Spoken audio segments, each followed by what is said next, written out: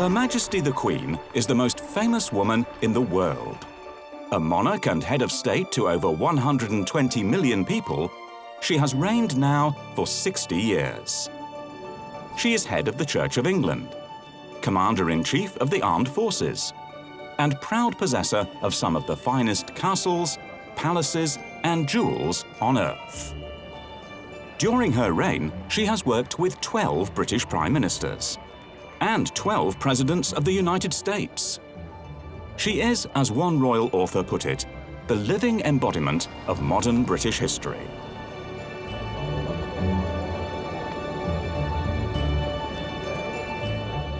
But behind palace walls, there's an army of suppliers who help keep Her Majesty and the royal machine working. Carpenters, engravers, cabinet makers, and even chimney sweeps. Some are well-known companies, but many are not.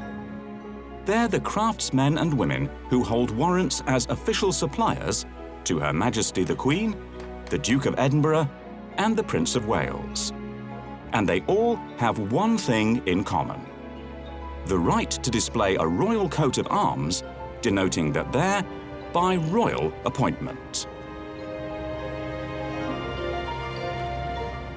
I think royal warrants are immeasurably important. Not only are you bearing the coat of royal arms above your establishment, which of course can be anything from Fortnum & Mason just up the road to the dry cleaners that either the Prince of Wales, the Duke of Edinburgh or the Queen frequents. If you have a royal warrant, it's a huge boost to the actual business because you have that, literally, that stamp, that crown stamp of approval, which everyone realises that it's got to be a good business and good products to get that stamp.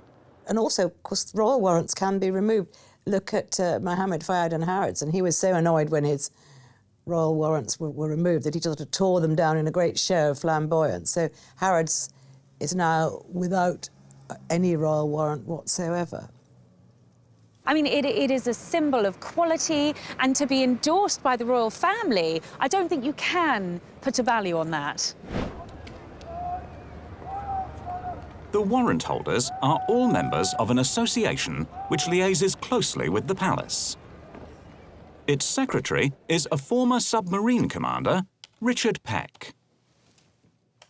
Well, the royal warrant signifies that there is a satisfactory trading arrangement in place between the grantor, who Her Majesty the Queen, His Royal Highness Duke of Edinburgh, His Royal Highness Prince of Wales, and the company. Now, within the company, there is a nominated person called the grantee. That person is responsible in all respects for the royal warrant. But getting a royal warrant is no easy matter. It takes many years of supplying the royal family before you're eligible. And even then, you have to go through an exhaustive committee process. Well, in order to be granted a royal warrant, a company has to first of all have provided goods or services for at least 5 years.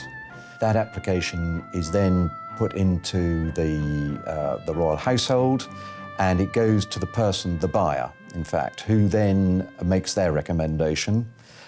It then goes in front of a committee, the Royal Household Warrants Committee, chaired by the Lord Chamberlain.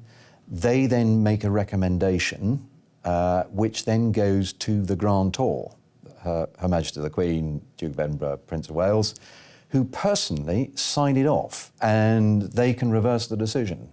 So it's a very personal granting, and there's a very full process through which it has to go.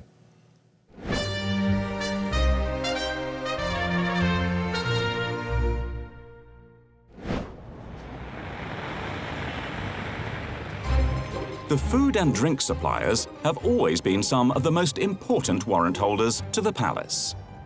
One of the first monarchs to grant royal warrants was King George IV, who used to entertain on a grand scale, turning his new London home, Buckingham Palace, into the gastronomic centre of England.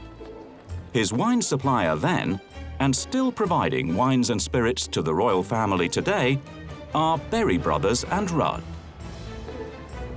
Berry Brothers and Rudd, in one form or another, has been operating on this site for over 300 years. So, founded in 1698, the company originally sold coffee and then latterly took on cocoa and tea, snuff, spices, essentially anything that was exotic and new and interesting that was coming from the New World, and became very much a sort of London's premier grocer. And to a great extent because of its proximity to St James's Palace and the fashionable area that it was in.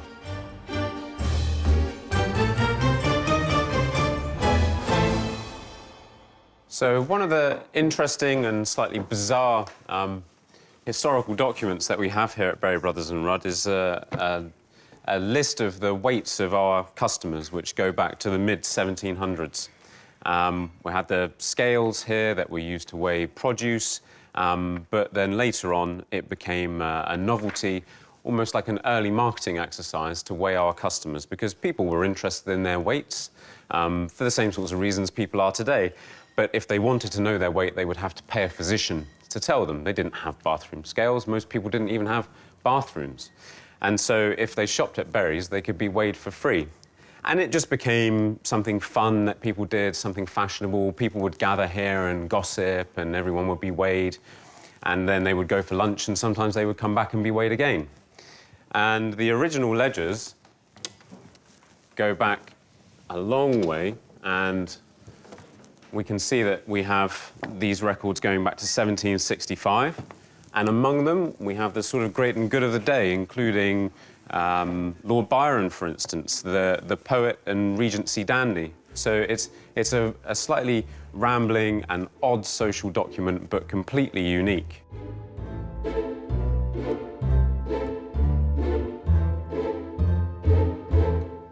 We actually had our first royal warrant awarded in 1903 by Edward VII. And more recently than that, in the run-up to our celebration of our 300th year, we received a royal warrant from His Royal Highness the Prince of Wales in 1997. Now let me take you down to our cellars, where you can see some of the oldest parts of the building.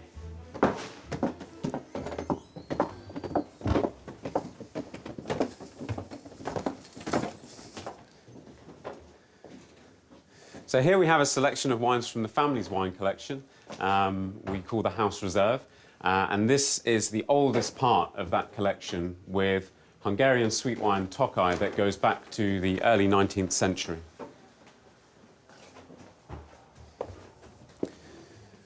Through here you can see original William and Mary period brickwork, and this is the oldest part of our cellar, where we store fine wines that are available for sale here in the shop.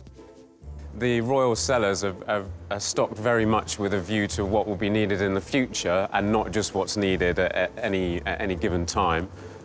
So undoubtedly there are specific events that require wines, but the people who work on the committee for the royal cellars are thinking about what wines will be required and for what function, over the next 20 to 30 years. Through here you can see some of the oldest parts of the cellar, where we still store wines that are available for sale in the shop, and we label the bins on these chalkboards to indicate what's actually stored here. And this is where we store some of the most prestigious wines that we sell, and in fact some of the most prestigious wines that are available anywhere in the world. Wines like Petrus from Pomerol, for instance, which has a massive reputation and a price tag that matches. And actually here you can see the Mouton Rothschild that Prince Charles himself did the label for, a tradition that dates back at this estate a very long time. And he was honoured to do this label in a celebration of the Anton Cordial. Well, it's a great endorsement of the quality of your business, and for us, it's it's a real honour. The warrants are awarded after a minimum 5 years of providing goods or services to the royal family, and so it really shows that you have the quality and that you can sort of sustain a very high level of service in order to do that. And of course our association with the royal family is much older than our royal warrants, so it's a very proud association for us.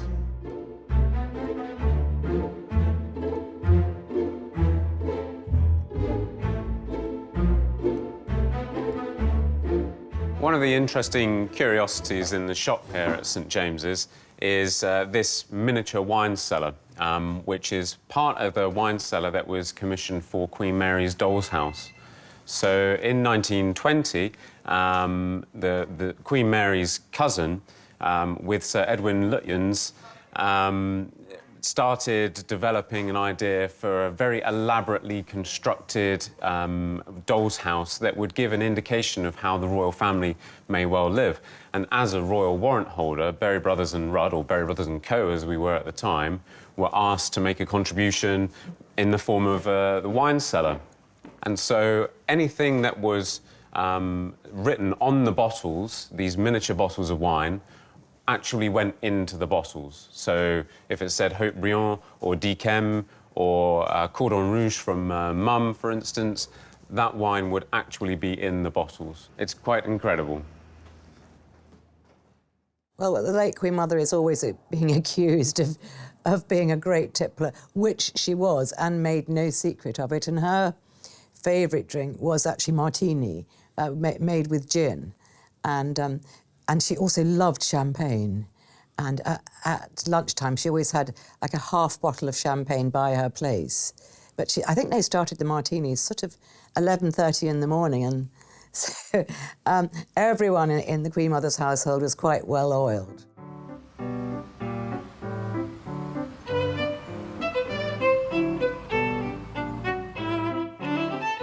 Anton Mossiman has been cooking for the royal family for nearly 2 decades, including the much-talked-about dinner for Prince William and Catherine Middleton's wedding.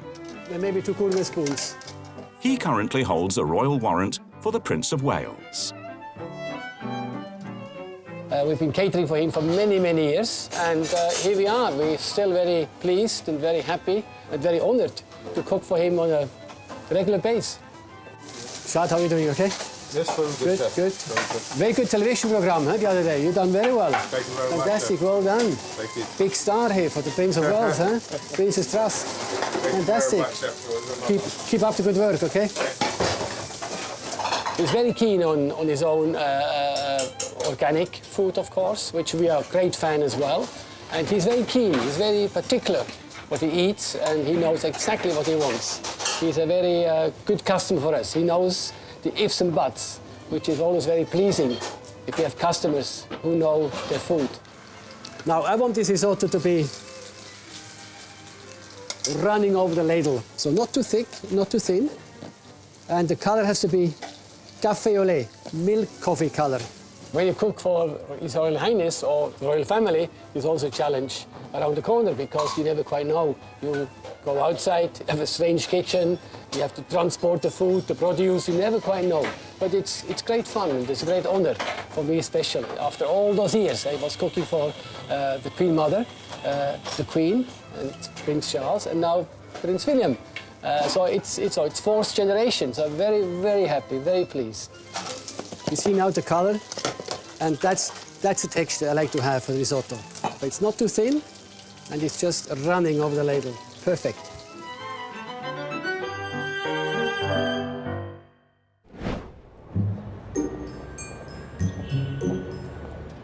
One of the firm favourites of the royal family are chocolates, and Prestat are known to be a guilty pleasure of both the late Queen Mother and the present Queen. The current owners are former filmmaker Nick Crean and his half-brother and former journalist Bill Keeling. We have a Queen's warrant, and we have a Queen's warrant as purveyor of chocolates. It's actually the second warrant we have because we were incredibly lucky. We had the Queen Mother's warrant, and we got that very late in her life. But it was a great privilege to actually be I think, the only chocolate business with 2 warrants at one moment. But we still have a Queen's, and we've had it for coming up for nearly 40 years. So it's very fantastic. Rumour has it that the royal family, like all good families, has a relatively sweet tooth, and for many years had been eating chocolates, and that another purveyor of goods to the royal family used to bring in treats to the young queen, and those treats were Prestat, and then the queen became enamoured of Prestat chocolates and very kindly began to buy them direct from us rather than waiting for the other warrant holders' company to bring them to her.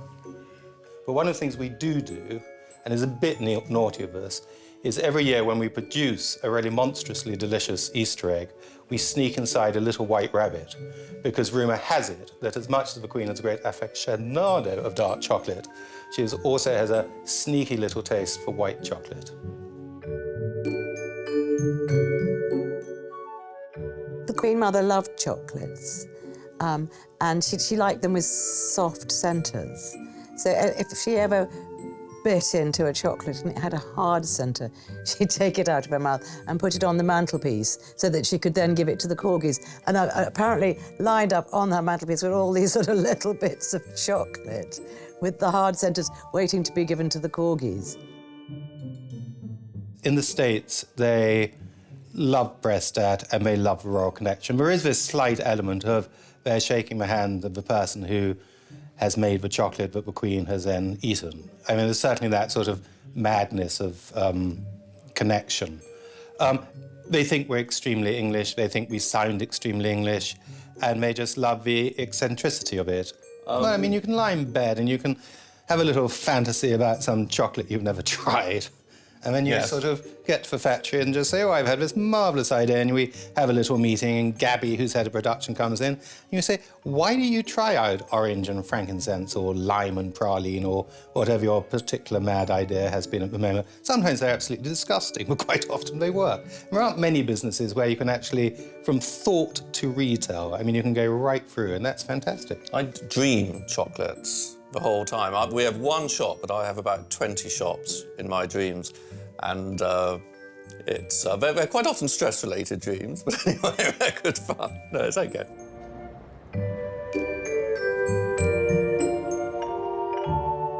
Well, I think if you're going to look for something special as a consumer, if you can go to Prestat and buy a box of chocolates that you know the Queen enjoys and you know that she enjoys that because it's bearing the royal arms, well, that's special.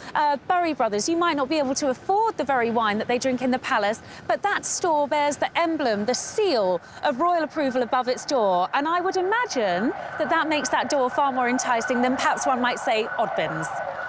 Well, we live in a world of brands, and brands matter. And I think if you've got a stamp of approval for the royal family with a royal warrant, your company's going to be going places. It also shows that that company's in pretty good financial state too. There's no way a royal family would give you a royal warrant unless your company was trading well and had a good balanced books.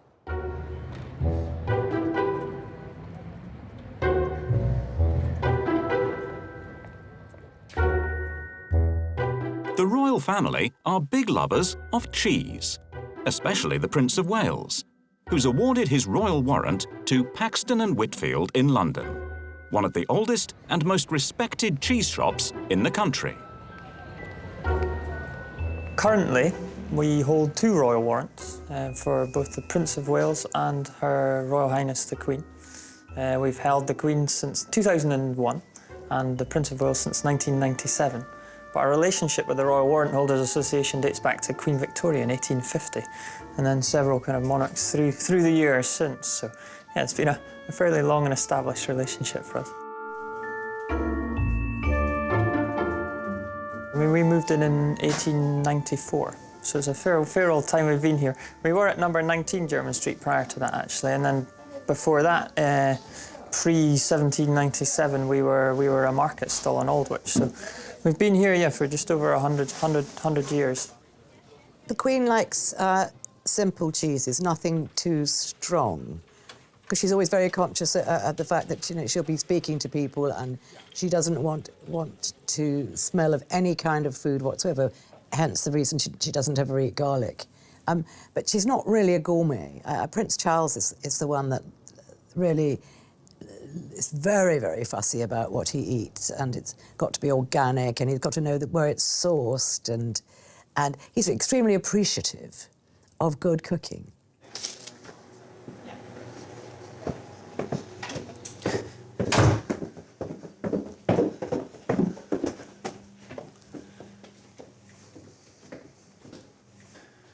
So these are our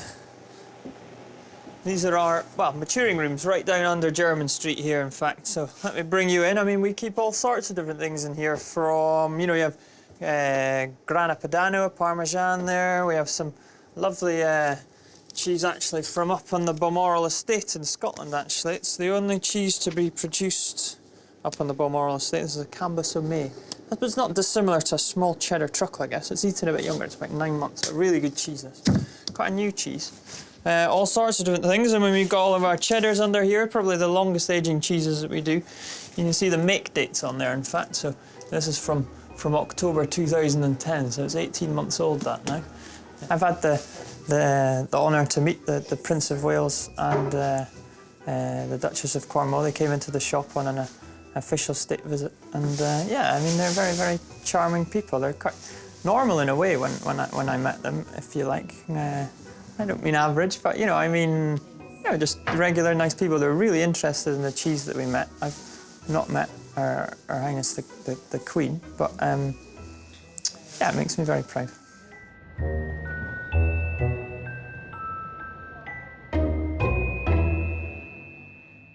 Well, Prince Charles particularly enjoys tradition, artisan crafts. He likes supporting local industries, local trades. And I think where that's important is by bearing the royal coat of arms, he's actually putting smaller industries or one-off shops on the map, whereas they might not otherwise be there.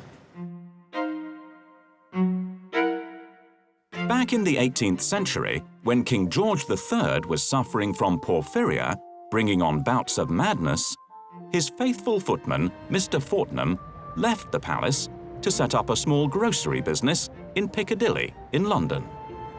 Today, it's still serving the royal family and has become one of the most famous department stores in the world.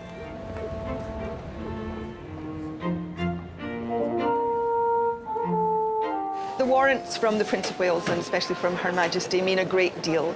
We were one of the first companies to receive a warrant from Her Majesty in 1953 when she re-established the royal household. And it's very important to us. That continuity, that longevity, that relationship is extremely important to Fortnum & Mason. We have a member of staff who just deals with Buckingham Palace and the various palaces, and it's rather wonderful that we're able to dedicate him to their service.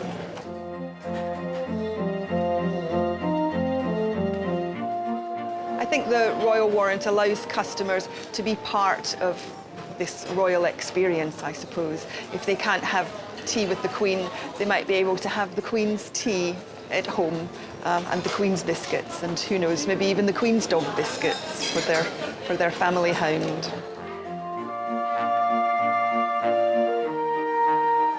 We get a lot of questions about what's the Queen's favourite blend of tea, and of course we're not allowed to say, but I can say that we sell a smoky Earl Grey, and we created that smoky Earl Grey because a certain customer down the road requested that we sell a smoky Earl Grey tea.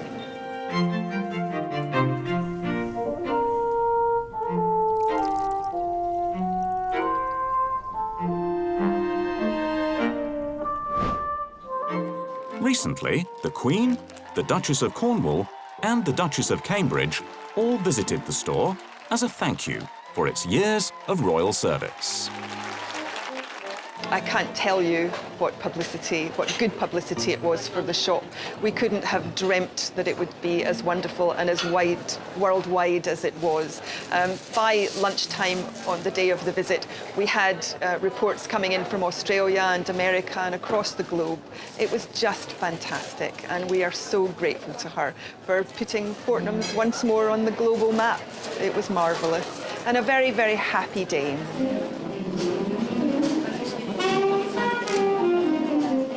When the Queen and Camilla and Kate all went to Fortnum's together, it was a first. Historically, it's a first. I don't remember anything like that ever happening to Diana. And of course, it was a tremendous marketing, PR for poor Fortnum, especially as the Queen wore an outfit in Fortnum's blue. And it was most importantly an opportunity for this trio, each of the generations of the future, to be seen by the public, to come and endorse a British establishment. And when we're talking about royal warrants, for me, certainly, Fortnum and Rayson really does stand out as the creme de la creme, and they were there to endorse that.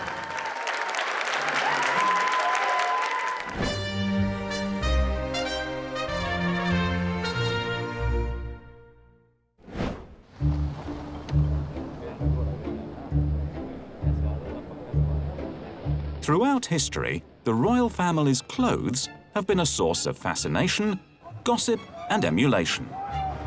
Nearly every aspect of their wardrobe is on public display, whether private or ceremonial. And both the Queen, the Duke of Edinburgh, and the Prince of Wales take great pride in awarding their warrants to some of the best British craftsmen around. One of them is the shoemaker John Lobb, still run today by a fourth generation of the family. Well, the firm was founded by my great-grandfather in the middle of the 19th century. He obtained the first royal warrant from the Prince of Wales after he came back to London in 1863, I suppose, sometime after that. And we held that warrant until he died, of course. But we've still got the Prince of Wales and the Duke of Edinburgh. We're very proud of the royal warrants. They mean a great deal. They set a standard of excellence, as all warrant holders do. And it gives you something to aim at, of course, to keep up, because you've got to keep earning it. It doesn't just stay there. You've got to earn it every few years. Right, if we come downstairs here, we keep our customers' shoes here if they're waiting to come and collect them. Let's find a nice one for you to look at. There we are, classical shoe, Oxford, waiting for the customer. There's a lot of pairs here. A lot of pairs, yep. Well, sometimes they have quite a long time, but we make a lot of shoes, fortunately. In 2009, the Prince of Wales and the Duchess of Cornwall visited Lobb's in recognition of its royal service. In fact, the Prince still wears a pair of shoes that were made for him in its workshop 40 years ago. Well, we're always often asked what the difference is between a handmade shoe and a ready-made shoe. And in a way, they're as different as chalk and cheese. You go into a store and you buy something, you put it on, you walk out. You come in here and you choose exactly what you want. It's made specifically for you, to your own measurements. And it's made entirely by hand. Every pair of shoes that we make is an individual pair for that particular customer. Through here, we have the last racks where we keep the customers' lasts when we store them. How many lasts do you have here? Well, we've up to about, I don't know, we have about 15,000 pairs of last here. And fortunately, we keep making new ones. We're often asked how long shoes last, and it's a difficult question to answer because you can't obviously tell. It depends so much what conditions they come under. But we do have shoes that come to us after many, many years. They come back for repair periodically, which we always recommend. And we've had shoes coming back that are now 30, 40, even 50 years. And even they're sent to us after a customer's died because they're still in such good nick and they don't want to throw them away. We have some famous customers, get the last of a few of them. Who have we got here? Calvin Klein, that's it. There we are, Duke Ellington. He's rather well known, there we are. Some of them rather rich, Onassis. Guess that's a name people know. Who was that? Oh, no, Onassis, yes, Aristotle Onassis again. And Sinatra's above, I think, the shelf above. Yeah, there we are, Frank Sinatra. And they're quite small feet. Yes, not too big. No, he wasn't too big, but there we go. It's not exactly a work of art, but it's a craft, And as long as it can continue, as long as there are people who can afford it, we aim to continue. They've dwindled a bit, these nobilities. There's a rather well-known one, the Princess of Wales, of course. I certainly sense that I'm carrying on a tradition that my great-grandfather started, and I hope that I have two sons working with me, so the tradition hopefully carries on.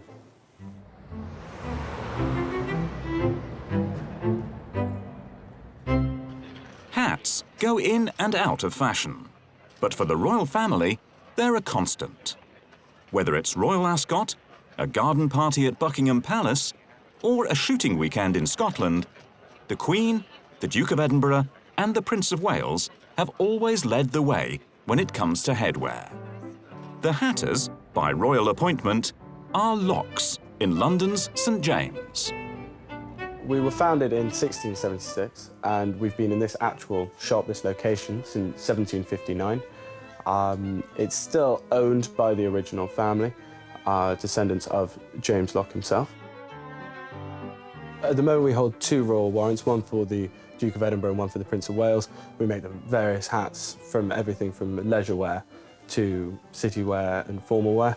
We've made hats for various members of the royal family over the years, and last year for the royal wedding we had several hats, several of the ladies' hats as well as gentlemen's top hats going to that wedding.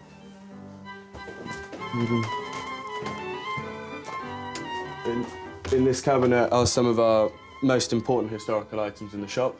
Here we've got one of our most interesting pieces, which is actually a block that we used for the coronation to resize the crown for the current Queen. So we made that, sent it to Garrard, the royal jewellers, to enlarge the actual crown.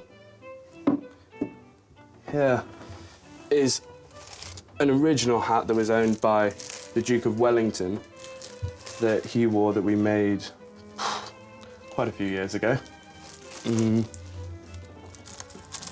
Ascot's our biggest time of year, arguably. In the men's section, it's all of the top hats. So obviously, in the royal enclosure, men have to be wearing top hats along with their morning suit, and so we fit lots and lots of top hats every day in the sort of month leading up to Ascot. Lots of polishing, fitting, all sorts of things. And then up in the workroom, they are making all day and all night, preparing hats for ladies, re-dyeing to go with certain outfits. So yeah, Ascot's quite a hectic time of year. Here are a few of our historical hats. You've got a couple of bicorns up here made in the early 1800s, through to First World War and Second World War hats. And then this is one of the Queen's personal bodyguard hats, which looks quite a lot like a beefeater's hat, but they don't particularly like being mixed up with them. That's quite a solid sort of a hat there. You've got some head shapes from old customers of ours. So you've got the Duke of Windsor, you've got Evelyn Waugh, Charlie Chaplin, and for better or for worse, Lord Lucan. These are many of our hats. This is how we store all of them. So from the simple trilbies and fedoras, all the way through to Panamas and all sorts. And of course, not to forget, our favourite, the historical bowler, which we designed and made in 1849 for the Earl of Leicester, who wanted a new sort of hat for his gamekeepers to wear when they were riding around his estate, which became obviously a hat worn by the masses, and then, of course, with all of the city gentlemen throughout the Victorian era, right up to sort of the 50s and 60s, people were wearing those.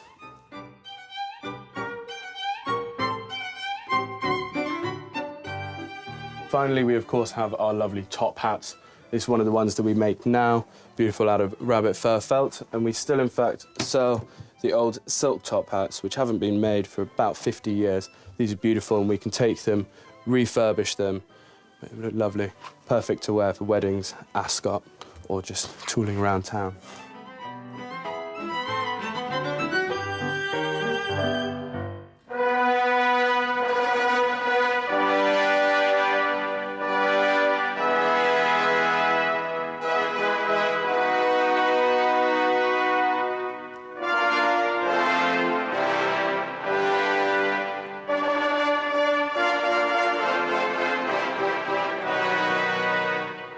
The ceremonial military uniforms that we see at major state occasions are an important part of pomp and ceremony of the royal calendar.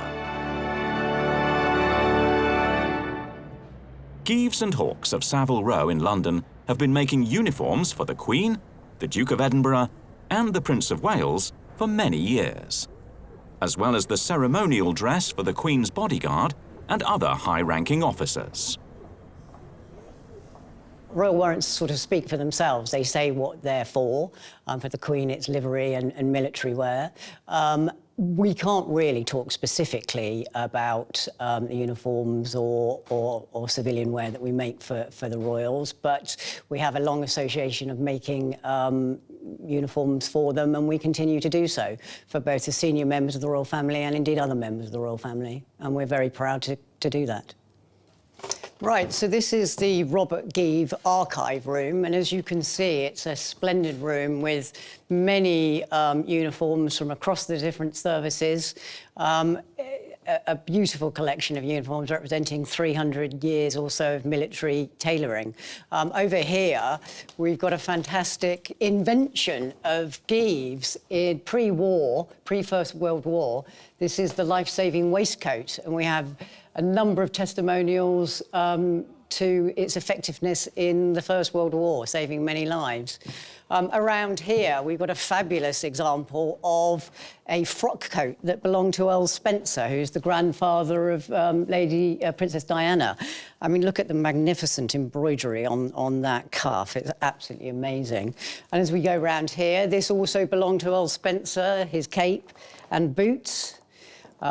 And we move round to here, another invention, this time from the Hawke side of the business. This is the solar tope, a cork hat that became the standard wear for soldiers in a tropical environment. Over here on the table, I mean, this spectacular uniform belongs to Her Majesty's bodyguard, the Honourable Corps of Gentlemen-at-Arms. They have a 500-year history, celebrating their 500th anniversary in 2009. First set up to be the royal bodyguard for Henry VIII. I mean, the embroidery on here is quite spectacular, and these epaulets with this very fragile gold are very difficult to look after. Some of the uniforms go back to Victorian times. The hats there, the helmet they wear, this is swan plumes. And finally here is another example of a splendid uniform, again belonging to Earl Spencer. Amazing embroidery on the cuff. This is called a full dress tunic. Again, the oak sleeve embroidery on here, and the cross belt, which has got gold thread in it. It's a really spectacular example of military tailoring.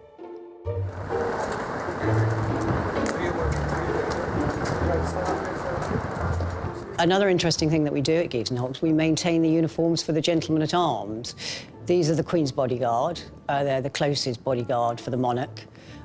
They were set up in 1509 as the royal bodyguard for Henry VIII, and they've continued unbroken for 500 years. They are all retired army officers. And they're a ceremonial guard now, and you'll see them on all state occasions, important occasions, and they're the gentlemen that wear the gold helmets with the swan plumes, and they're very distinctive. The uniforms, some of them date back to the Victorian era, and it's quite a job to keep them looking good to the present day. The royal warrants are issued personally by each of the members of the royal family that is allowed to issue them. And from our experience, it is a very personal choice. And therefore, they're very keen to make sure that standards are upheld. And there is quite a real intimacy to holding a royal warrant. It's not just handed out, it is handed out for a reason. And, you know, your standards have to be maintained. The warrant holders are very careful what they say because they don't want their warrant removed. Now, if they start sort of spilling state secrets and saying, well, you know, they love to eat this and they love to drink that and they can't bear that, A, it could be embarrassing to any potential host or hostess, and B, it's personal, and they just don't discuss anything personal, so much easier to zip the lip rather than say the wrong thing.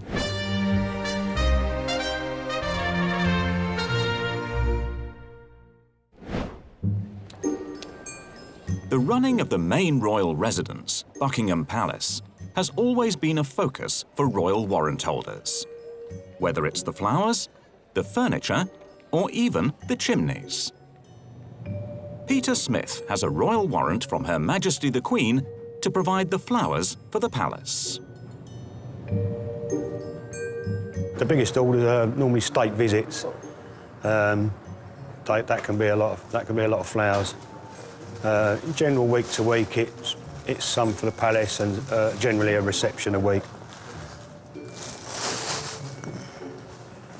So do people treat you differently now? A few people have been bowing to me in the market, and they'd started calling me Sir all of a sudden. They used to call me other names before that, but now it's Sir. OK, right, Jack, you can load 4 Seasons and 45. Jamie, Dulce can go on now. You can start with that, stand in order first, on first. Tell me about the hours that you do here. We got in at 12:30 at night, and we'll probably leave for home about 10:30 in the morning. So we lead a upside-down life. We're up all night and we sleep all day, with luck.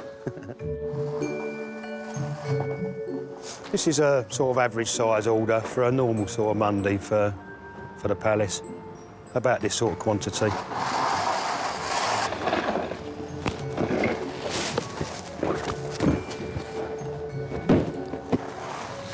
Murder on your barnet. While Peter takes care of the flowers for Buckingham Palace, Jennifer Emery's company, Edward Goodyear, have been supplying the personal flowers for Her Majesty the Queen for over 50 years. I, for obvious reasons, can't tell you what flowers she loves, but I can tell you that she's a great lover of flowers and gardens. She's also very knowledgeable about them and loves to walk around with the gardeners, for instance, and she has great interest in flowers. How does it feel to have a royal warrant? Well, I was very proud to get it, to be honest. I worked in the market 35 years. Since I left school, I've done from the bottom, I've gone up till I run my own business, and it sort of feels like I've been rewarded for it, really. A lot of hard work, and it's something to cherish. And do the lads get a kick out of delivering to the palace? The one who does, I think, likes it. Well, he goes inside Buckingham Palace once or twice a week, and couldn't get in this morning. Well, I got in there, but I couldn't get round where I was supposed to go. Yeah. It's been refurbished downstairs. Yeah, all the floor was up, so he had to leave it somewhere else. But that's quite a fun delivery, isn't it? I mean, going to the palace in the morning. Yeah. I quite like going over, so I go over occasionally and have a meeting with the florist and discuss what's coming up, what's wanted, what's around, and what events are coming, what might go well here or there. And occasionally, you know, I really like that. I go in the palace, I go and sit in there and have a cup of coffee and overlooking the parade ground or the front of the palace. Really quite a special thing, privileged thing to do. Another important aspect of palace life is the furniture. Neil Stevenson's company has been making and restoring all manner of chairs, tables, cabinets, and other pieces for Her Majesty the Queen for many years. We make a wide range of things for the household, so that includes furniture for the private apartments and then general kind of maintenance elements as well. The range of things we've produced has been tremendous, and particularly with the fire at Windsor, there was widespread destruction. There was only one piece of furniture lost, which was the state dining room sideboard, which was 19 feet long. It was made in Rio rosewood and oak and gilded, originally designed by Augustus Pugin. And we had to replicate that using only some photographs and some descriptions. And that was a fantastic piece to do, and probably one of the finest pieces of furniture we've actually made. When somebody asks you what you do and you tell them you're a furniture maker, and then they might say to you, well, have you made anything for anybody famous? And you go, well, you know, it depends what you define as famous. You know, you tell them we've made furniture for the Queen. It does tend to make them sit up a little bit and take you a little more seriously as a craftsman. They don't tend to then just think you know, stand around in a shed somewhere nailing bits of wood together. One of the more unique royal warrants was awarded to Rosie Hughes, who makes the floral nosegays that the Queen and the Duke of Edinburgh carry at the Maundy service every year. The reason for a nosegay is to take away all the smells and the odours, body odours. Going back 800 years, well over 800 years ago, that they would have had something made up of just herbs and small flowers. Rosie Hughes is the most delightful character, and she's right at the other end of the scale in terms of size of company. She works for herself, or she's a very small business, and she really typifies the English approach and the tradition and the attention to detail. And if you've ever seen any of Rosie's beautiful work, you will see just what attention to detail there is in her creations.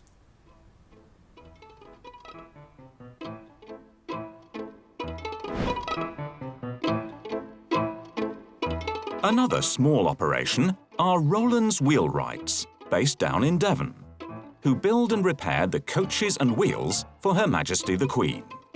It's a two-man operation, and they do things in an old-fashioned, time-honoured tradition. It is a father and son operation. They use very traditional techniques that have been around for hundreds of years. Interestingly, they still build carriages by eye without any plans at all, which is a most incredible skill. The last carriage they built, I believe, was 5 or 6 years ago. The principal work that they do now is in maintaining those carriages. So the carriages you see in the royal procession will probably have been worked on by Rowlands.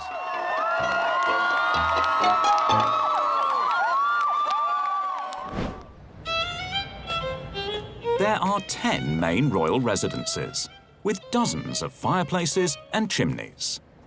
The man whose job it is to sweep them is Royal Chimney Sweep Kevin Giddings. Afternoon.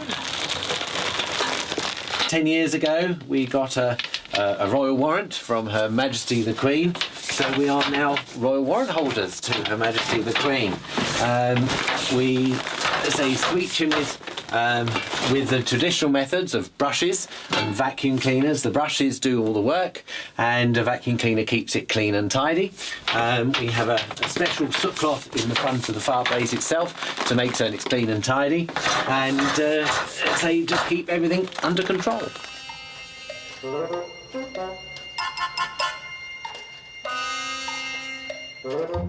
I'm sure he won't mind me saying that he comes straight out of the 18th century. He's a real character, and it's one of the really wonderful things about the Royal Warrant Holders Association is that you do get characters like Kevin Giddings. We've been to lots of different palaces. Obviously for the Queen we do all the London palaces, Clarence House, St James's Palace, Kensington Palace, and we also do other National Trust properties and historical palaces.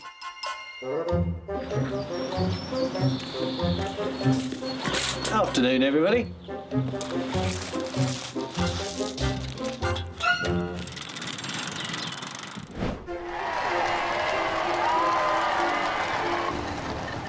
Behind the crowds, the headlines, and the pomp and ceremony, the British royal family is a busy, modern organisation.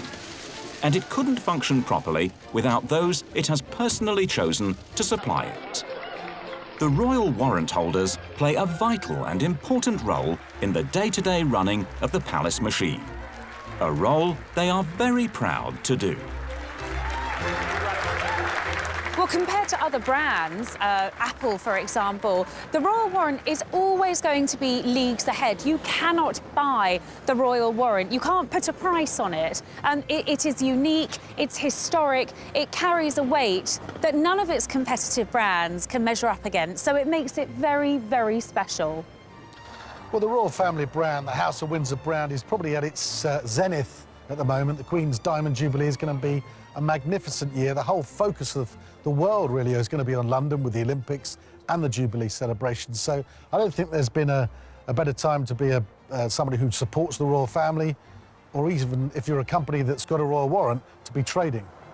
I think people respect her, and it's the fact that for most people's memory, she's always been there. It's the continuity of the monarchy and especially the Queen.